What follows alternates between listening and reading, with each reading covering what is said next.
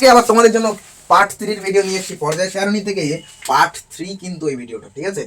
আগের ভিডিওগুলোতে আমি পুরো পর্যায় সারণী শেষ করে দেওয়ার চেষ্টা করেছি, শুধুমাত্র এখানে যে টার্মটা বাকি রয়েছে এই কোশ্চেনটা তোমাদের কিন্তু কুড়ে কুড়ে খায় কোশ্চেনটা আমি 3 স্টার এখানে দিতে পারি। এই কোশ্চেনটা তোমাদের পরীক্ষায় আসার চান্স প্রবল, এবং এই কোশ্চেনটা ছাড়াও এর ভিতরে যে পয়েন্টগুলো লেখা রয়েছে সেই পয়েন্টগুলো কিন্তু সমান গুরুত্বপূর্ণ, অর্থাৎ শর্ট কোশ্চেন হিসাবে এখান থেকে কোশ্চেন কিন্তু অবশ্যই দিতে পারে, ঠিক আছে। আমি জানি না কেউ এই কোশ্চেনটা এত ডেসক্রাইব ভাবে একটা ভিডিওতে এমন পুরো মিল অমিল সবটা দেখাতে পেরেছে কি আমি জানি না। স্ক্রিনশট এখনই আগে করে নিতে পারো, কারণ আমি যদি দাগিয়ে ফেলি বোর্ড নষ্ট হয়ে যাবে, ঠিক আছে। তাহলে কোশ্চেনটা অ্যাকচুয়ালি কি? কোশ্চেনটা অ্যাকচুয়ালি বলছে যে হাইড্রোজেনকে দুষ্ট মৌল বলা হয় কেন। এবার প্রথমে আমি কোশ্চেনটা বোঝাই যে হাইড্রোজেনকে অ্যাকচুয়ালি মেন্ডেলিভ দুষ্ট মৌল বলে অভিহিত করেছিল। কে করেছিল? মেন্ডেলিভ। এবার কেন করেছিল? কারণ হাইড্রোজেনের যে ক্যারেক্টার, যে চরিত্র, তার সাথে এক নাম্বার গ্রুপের মৌলগুলোর যেমন সাদৃশ্যতা রয়েছে, ঠিক সেম ভাবে 17 নম্বর গ্রুপ তারও কিন্তু সাদৃশ্যতা রয়েছে। মানে কি? মানে হাইড্রোজেনের যে বৈশিষ্ট্যগুলো রয়েছে সেই বৈশিষ্ট্যগুলো 1 নম্বর শ্রেণীতে যে ক্ষারীয় ধাতুগুলো রয়েছে তাদের সাথে যেমন মিলছে, আবার 17 নম্বর শ্রেণীতে যে হ্যালোজেন মৌলগুলো রয়েছে যারা লবণ উৎপন্ন করে তাদের সাথেও মিলে যাচ্ছে।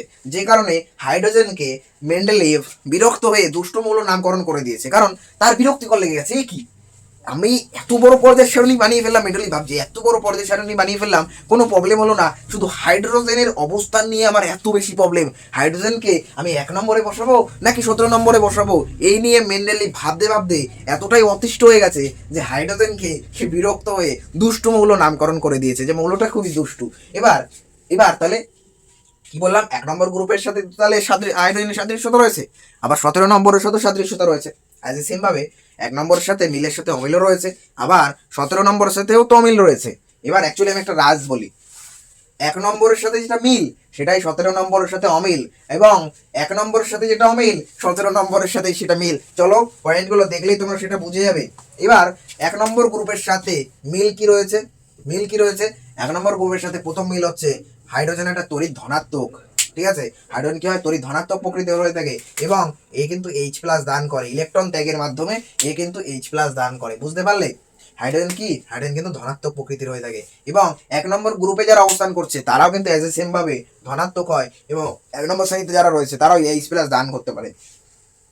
দ্বিতীয় নম্বর পয়েন্টে বলছে যে একটি ইলেকট্রন অবস্থান করে লাস্ট কক্ষে, অর্থাৎ লাস্ট কক্ষে কি করে? একটা ইলেকট্রন অবস্থান করে। সেম ভাবে 5 নম্বর শ্রেণীতে অন্য যারা ধাতুরা রয়েছে তারাও কিন্তু একটা ইলেকট্রন তাদের কিন্তু শেষ কক্ষে অবস্থান করে। 3 নম্বর পয়েন্টে বলছে যে কিন্তু বিজারক প্রকৃতির হয়ে থাকে, অর্থাৎ 1 নম্বরে যারা রয়েছে তারা বিজারক, আবার হাইড্রোজেনও কিন্তু তাদের মতোই বিজারক। 4 নম্বর পয়েন্টে বলছে এরা কিন্তু অধাতুর সাথে যুক্ত হয়ে যৌগ গঠন করে। 1 নম্বর শ্রেণীতে যারা রয়েছে তারা অধাতুর সাথে যুক্ত হয়ে যেমন যৌগ গঠন করে, হাইড্রোজেনও কিন্তু তাদের সাথে মিলেমিশে অধাতুর সাথে যুক্ত হয়ে যৌগ গঠন করছে। চলো এবার অমিল কি রয়েছে না, অমিল বলছে অমিল বলছে যে এ কিন্তু গ্যাসীয় প্রকৃতির হয়ে থাকে। হাইড্রোজেন গ্যাসীয় প্রকৃতির, তোমরা জানো হাইড্রোজেন একটা গ্যাস, কিন্তু সেম ভাবে 1 নম্বর গ্রুপে যারা অবস্থান করছে তাদের মধ্যে অন্যরা কিন্তু কঠিন প্রকৃতির হয়ে থাকে, অর্থাৎ তারা কিন্তু এরকম গ্যাস নয়, তারা কিন্তু কঠিন, ঠিক আছে। 2 নম্বর পয়েন্টে বলছে দ্বিপারমাণবিক প্রকৃতির হয়ে থাকে, অর্থাৎ হাইড্রোজেন কি দ্বিপরমাণু, অর্থাৎ H2 না দ্বিপরমাণু হয়ে থাকে, কিন্তু অন্য যারা অবস্থান করছে অন্য কারা, অন্য ধরো লিথিয়াম, আবার সোডিয়াম রয়েছে, তাই তো, এরা এক পরমাণু, যে কারণে অন্যরা কি হয়? এক পরমাণু হয়ে যাবে, আর এ কিন্তু নিজে একা দ্বিপরমাণু হয়। এটা হচ্ছে অমিল। আর অমিল রয়েছে এ কিন্তু পশম অক্সাইড গঠন করে। অক্সাইড মানে কি?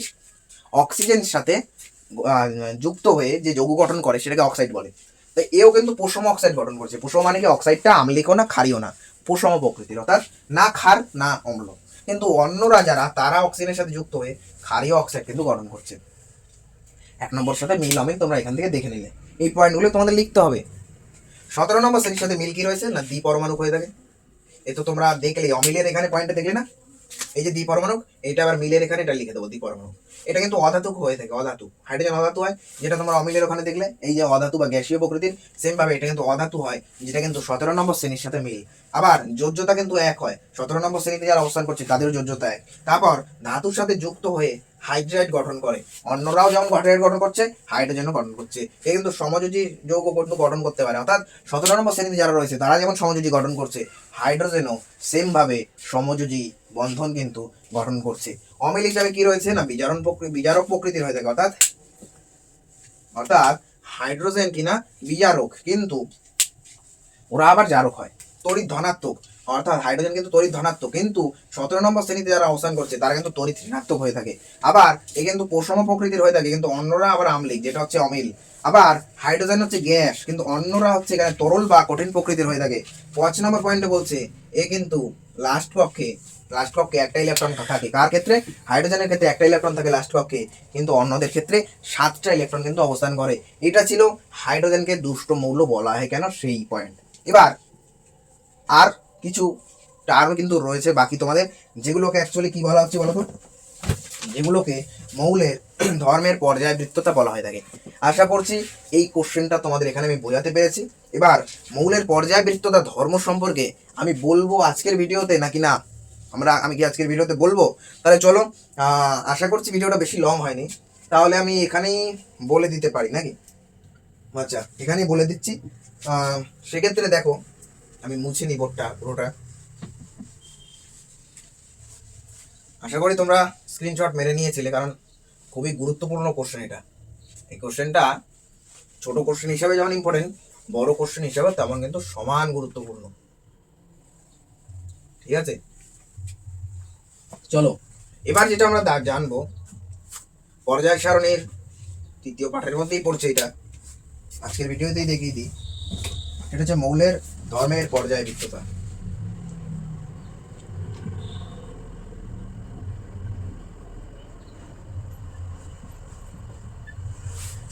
বৃত্ততা,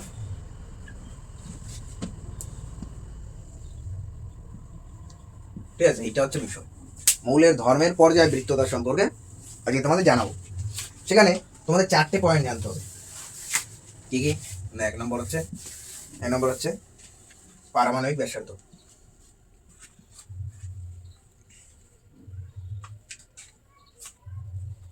2 নম্বর কথা হচ্ছে তোমাদের কি বলছে, আয়নন প্রভাব।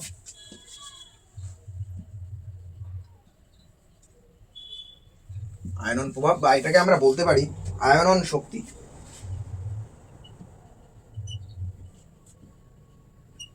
অথবা এটাকে আমরা বলতে পারি আয়োনাইজেশন শক্তি।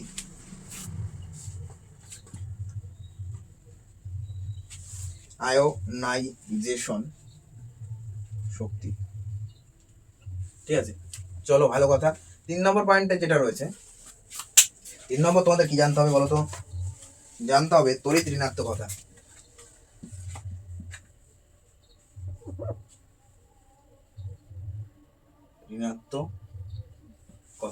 তড়িৎ ঋণাত্মকতা বা ইলেকট্রোনেগেটিভিটি হিসাবে তোমরা কিন্তু এটা জানতে পারো। এটা লিখে দিই, ইলেকট্রো নেগেটিভিটি।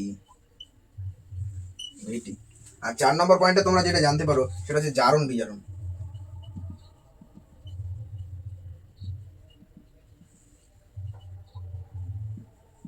ঠিক আছে, এই যে 4টে পয়েন্ট তোমাদের কিন্তু ভালোভাবে জানতে হবে, কারণ মেনলি পর্যায় সারণী থেকে মনে রেখো এই 4টে পয়েন্ট থেকে কোশ্চেন হামেশাই দেয়। ঠিক আছে, এই 4টে পয়েন্ট থেকে দেয়। তা প্রথমে যেটা রয়েছে পারমাণবিক ব্যাসার্ধ কি? এই হচ্ছে নিউক্লিয়াস, এই হচ্ছে কক্ষগুলো রয়েছে, এই হচ্ছে লাস্ট অরবিটাল, এই একটা ইলেকট্রন রয়েছে। এই ইলেকট্রন থেকে এই যে নিউক্লিয়াস, এর মধ্যে যে ডিস্টেন্সটা, নিউক্লিয়াস এবং লাস্ট কক্ষে যেটা ইলেকট্রন রয়েছে তার যে ডিস্টেন্স, সেটাকে পারমাণবিক ব্যাসার্ধ কিন্তু বলে। চলো, পারমাণবিক ব্যাসার্ধ সম্পর্কে তোমাদের জানা হয়ে গেল। ঠিক আছে, এবার আয়নন প্রভাব বা আয়োনাইজেশন শক্তি বা আয়নন শক্তি বলতে কি বোঝাচ্ছে না, সর্বনিম্ন শক্তি স্তরে রয়েছে অথবা ভূমি স্তরে রয়েছে, অর্থাৎ এমন একটা মৌল রয়েছে যার এনার্জি খুব কম, সর্বনিম্ন শক্তি স্তর বা ভূমি স্তরে রয়েছে। এবার তার যে শেষ কক্ষে যে ইলেকট্রনটা রয়েছে সেটাকে যদি আমি বের করে দিই এবং বের করে দিয়ে অসীম দূরত্বে নিয়ে যাব, অনেক দূরে নিয়ে যাব, অসীম দূরত্বে নিয়ে যাওয়ার জন্য যে কার্য করতে হয় সেটাকে আয়োনাইজেশন শক্তি বা কি বলা হচ্ছে না, আয়নন শক্তি কিন্তু বলা হয়ে থাকে। ঠিক আছে, যে ন্যূনতম শক্তির প্রয়োজন সেটাকে আমরা বলছি। তাহলে কোনো একটা অ্যাটম রয়েছে, তার সর্ববহিষ্ঠ কক্ষের ইলেকট্রনটাকে বের করে অসীম দূরত্বে নিয়ে যেতে হবে, তার পাশাপাশি এই যে আয়নটা সেটাকে ধনাত্মক আধানায়িত হতে হবে। ধনাত্মক আধানায়িত কখন হয়? যখন তার শেষ কক্ষ থেকে ইলেকট্রন বেরিয়ে যায় এবং সেটা পজিটিভ চার্জ যুক্ত হয়ে যায়, তখন সেটাকে প্লাস বা ধনাত্মক আধানায়িত বলা হয়। এবার সেই শেষ কক্ষ থেকে বেরিয়ে অসীম দূরত্ব চলে যাবে, বেরিয়ে যাওয়ার ফলে ধনাত্মক আধানায়িত হবে, যার জন্য যে শক্তির প্রয়োজন সেটাকে আয়োনাইজেশন এনার্জি বা আয়নন প্রভাব বা একাধিক কথা কিন্তু বলে। ঠিক আছে, 3 নম্বর পয়েন্টে যেটা বলছে তড়িৎ ঋণাত্মকতা বা ইলেকট্রোনেগেটিভিটি। এবার তড়িৎ ঋণাত্মকতা বা ইলেকট্রোনেগেটিভিটি বলতে বোঝাচ্ছে কি বলতো? সমযোজী বন্ধনে রয়েছে এমন একটা যৌগ, ধরো আমি এখানে HCl এর নাম বলতে পারি, এই যে HCl, এই HCl অ্যাকচুয়ালি কিভাবে বন্ড আকারে রয়েছে? H এবং Cl এরকম এক বন্ধন আকারে রয়েছে। এবার দেখো এই বন্ডে তো দুটো ইলেকট্রন রয়েছে, এখানে একটা ইলেকট্রন, এখানে একটা ইলেকট্রন, একটা ইলেকট্রন হাইড্রোজেন দিয়েছে, একটা ইলেকট্রন ক্লোরিন দিয়েছে। এবার ক্লোরিন বেশি তড়িৎ ঋণাত্মক হওয়ার কারণে, হাইড্রোজেনের তুলনায় বেশি তড়িৎ ঋণাত্মক হওয়ার কারণে এই বন্ডটাকে কি করবে? নিজের দিকে টেনে নেবে, নিজের দিকে টেনে নেওয়ার চেষ্টা করবে। মানে অ্যাকচুয়ালি এই বন্ডটাকে ও এরম ভাবে নিজের দিকে টেনে নেবে, যে কারণে এর মাথায় ডেল্টা মাইনাস পড়বে আর এর মাথায় পড়বে ডেল্টা প্লাস। ঠিক আছে, অ্যাকচুয়ালি এগুলো তোমাদের পার্ট না, এটা 11-এর কেমিস্ট্রি পার্ট, আমি তার একটু বলে দিলাম হালকা করে। এই যে বন্ধনকে নিজের দিকে টেনে নেওয়ার যে প্রবণতা, কারণ ও তড়িৎ ঋণাত্মক প্রকৃতির, যে কারণে নিজের দিকে বন্ড টেনে নিচ্ছে, একে তড়িৎ ঋণাত্মকতা বা ইলেকট্রোনেগেটিভিটি কিন্তু বলে। ঠিক আছে, 4 নম্বর কি বলছে? 4 নম্বর পয়েন্ট বলছে জারণ বিজারণ। জারণ বিজারণ কি? কোনো একটা মৌলের পরমাণু ইলেকট্রন গ্রহণ করবে যত, সেটাকে আমরা বলবো বিজারণ, যত ইলেকট্রন ত্যাগ করবে সেটাকে বলবো জারণ। অর্থাৎ ইলেকট্রন বের করে দেবে, তার মানে কি হবে বলতো? জারণ হবে। ধরো ইলেকট্রন একটা নিয়ে নিল, তাহলে কি হবে বলতো? বিজারণ। চলো 4টে পয়েন্টে আমি বলে দিলাম। এইবারে এদের শ্রেণী এবং পর্যায় বরাবর কিভাবে ধর্মের পরিবর্তন ঘটে সেটা আমি, মানে কি, এই তো পর্যায় সারণী, বাম দিক থেকে ডান দিকে যেতে পারি, আবার এরকম ভাবে তো পর্যায় থাকে, নিচ থেকে ওপর থেকে নিচে নামতে পারি। তাহলে নিচ থেকে ওপরে নামলে এই ধর্মগুলোর কি পরিবর্তন ঘটে, বা বাঁ দিক থেকে ডান দিকে গেলে ধর্মের কি পরিবর্তন ঘটে, সেটা কিন্তু মুখস্থ তোমাদের করে ফেলতে হবে। অর্থাৎ আমি জাস্ট বলি, ডান দিক থেকে বাঁ দিকে গেলে পারমাণবিক ব্যাসার্ধ কিন্তু ধীরে ধীরে হ্রাস পায়, এই কথাটা তোমাদের মনে রাখতে হবে। এবার আমি হয়তো স্ক্রিনের উপর শো করাচ্ছি তোমাদের এই যে 4টে পয়েন্ট, এই 4টে পয়েন্ট কিভাবে বাম দিক থেকে ডান দিকে এবং ওপর দিকে নিচে পরিবর্তন ঘটে। সেক্ষেত্রে তোমরা ভালোভাবেই দেখতে পাচ্ছ, পারমাণবিক ব্যাসার্ধ ডান দিক থেকে বাঁ দিকে গেলে কিন্তু হ্রাস পাচ্ছে, আয়োনাইজেশন এনার্জি বা আয়নন শক্তি ডান দিক থেকে বাঁ দিকে গেলে বৃদ্ধি পাচ্ছে, তড়িৎ ঋণাত্মকতা ডান দিক থেকে বাঁ দিকে গেলে বৃদ্ধি পাচ্ছে, জারণ কিন্তু ডান দিক থেকে বাঁ দিকে গেলে বৃদ্ধি পাচ্ছে, এবং বিজারণ কিন্তু বাঁ দিক থেকে ডান দিকে গেলে হ্রাস পাচ্ছে। এটা তোমরা অবশ্যই দেখতে পাচ্ছ। এবার ট্রিক্স আকারে আমি বলতে পারি, এর মধ্যে পারমাণবিক ব্যাসার্ধ এবং বিজারণ এই দুটো বাম দিক থেকে ডান দিকে গেলে হ্রাস পায়, এই দুটো, মাত্র এই দুটো বাঁ দিক থেকে ডান দিকে গেলে হ্রাস পায়, অপরগুলো বৃদ্ধি পায়। অ্যাজ এ উল্টো ভাবে ওপর থেকে যদি নিচে নামি তাহলে কি হবে? অন্যগুলো হ্রাস পাবে, এরা দুইজন কিন্তু তখন বৃদ্ধি পাবে। এটা একটা শর্ট ট্রিক, এটা তোমাদের বলে দিলাম। কোশ্চেন কি দেবে বলো তো? একটা কোশ্চেন দেখানোর মাধ্যমে আজকের ভিডিওটা স্টপ করি। কোশ্চেন আমি প্র্যাকটিস করাবো না, সেটা তোমরা প্রত্যেকেই জানো। কোশ্চেন তোমাদের কি করাবে সেটা তোমরা দেখতেই পাচ্ছ, আমি কিন্তু তাকে দিয়ে তোমাদের কোশ্চেন প্র্যাকটিস করাচ্ছি। চলো একটা কোশ্চেন তোমাদের দেখাই, সেটা হচ্ছে কিভাবে সেই কোশ্চেনটা অ্যাকচুয়ালি প্রয়োগ করব এই এর মাধ্যমে। ধরো তোমাদের বললো ক্লোরিন, ব্রোমিন, ক্লোরিন, আয়োডিন, না আয়োডিন আই, আচ্ছা ঠিক আছে, ক্লোরিন ব্রোমিন, আয়োডিন। ঠিক আছে, আমি বলছি না, বললে আমার অ্যাকচুয়ালি কি হচ্ছে, শ্রেণীগুলো যখন তোমাদের মুখস্থ হয়ে যাবে না, আশা করি অনেকের মুখস্থ না, তখন তোমরা একাই দেখবে উত্তর বলে দিতে পারছো, মানে আমি আটকাতে পারি না উত্তর। তো চলো, এই যে তোমাদের অ্যাকচুয়ালি কোশ্চেনে বলে দেবে, এই যে মৌলগুলো তোমরা যারা দেখতে পাচ্ছ, এদের কি বলতে পারি বলো তো? এদের যেটা তোমাদের কি বলে, এদের জারণ বিজারণ ধর্মের যে প্রবণতা সেইটা আকারে সাজাতে বলতে পারে, অথবা ব্যাসার্ধ। আচ্ছা আমি ব্যাসার্ধটা ধরে ইজি হবে, যে বললো ক্রমবর্ধমান ব্যাসার্ধের ক্রম অনুসারে সাজাও, অর্থাৎ ছোট থেকে বড় ব্যাসার্ধ বাড়ছে এই আকারে দেখাও। ঠিক আছে, তাহলে সেক্ষেত্রে তোমাদের আমি বলেছিলাম ডান দিক থেকে বাঁ দিকে গেলে কি হয়? ব্যাসার্ধ কমে। আর এইটা যদি দেখো, এটা কিন্তু একই গ্রুপে অবস্থান করছে। এটা কত নম্বর গ্রুপ? 17 নম্বর গ্রুপ। 17 নম্বর গ্রুপে অবস্থান করছে, তার মানে ওপর থেকে নিচ। তাহলে ওপর থেকে নিচে যত নামবো, এটা যেহেতু হ্রাস পাচ্ছে, তাহলে এটাকে বৃদ্ধি পাবে। অর্থাৎ ওপর থেকে নিচে যত নামবো তত পারমাণবিক ব্যাসার্ধ বৃদ্ধি পাবে। তাহলে সেই হিসাবে ফ্লোরিন ফার্স্টে আসে, তারপর ক্লোরিন, তারপর ব্রোমিন, তারপর আয়োডিন, এই আকারে পারমাণবিক ব্যাসার্ধ ছোট থেকে বড় আকারে তোমাদের দেখিয়ে দিলাম। তো চলো আজ এই পর্যন্তই থাক, আর ভালো লাগছে না, বেশি জানলে তোমাদের মুশকিল হয়ে যাবে। এই পর্যন্ত আগে স্টপ করলাম। বন্ধুদের কাছে শেয়ার করে দাও ভিডিওটা, লাইক কমেন্ট শেয়ার করে দাও। আমি আর বেশি কথা বলছি না। পরের চ্যানেল থেকে যে কোশ্চেনগুলো থাকে সম্ভাব্য কোশ্চেন, সেগুলো আমি তোমাদের ঠিক টাইম মতো করিয়ে দেওয়ার চেষ্টা করবো কাউকে দিয়ে। তো চলো, টাটা।